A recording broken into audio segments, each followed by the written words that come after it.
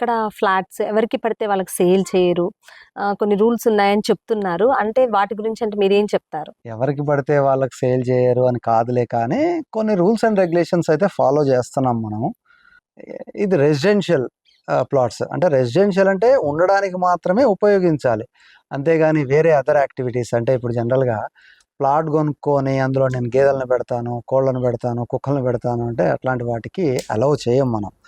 అలాగే నెక్స్ట్ ఇంకా communal activities అంటే ఐదర్ గుడి కానీ, చర్చ్ కానీ, మసీద్ కానీ అట్లాంటివి ఏవి కూడా రెసిడెన్షియల్ ఏరియాస్లో పెట్టడము, మైక్ సిస్టమ్స్ ఏర్పాటు చేయడము ఇట్లాంటి ముందే మనం చెప్తున్నాం ఎవరికి ఇబ్బంది లేకుండా. ఇది రెసిడెన్షియల్ అంటే ప్యూర్లీ రెసిడెన్షియల్గానే ఉండాలి. పక్కన వాళ్ళకి ఎవరు డిస్టర్బెన్స్ ఉండకూడదు. ఇల్లు కట్టుకోవడమే వాళ్ళు చాలా నానా ఇబ్బందులు పడి లాస్ట్కి ఫైనల్ జర్నీ ఆ ఇంట్లో ఎంజాయ్ చేయాలనేది. ఆ ఎంజాయ్మెంట్ని ఇంకోరి వల్ల డిస్టర్బెన్స్ అవ్వకూడదు. ఇలాంటి కండిషన్స్ మనం పెట్టడం జరిగింది.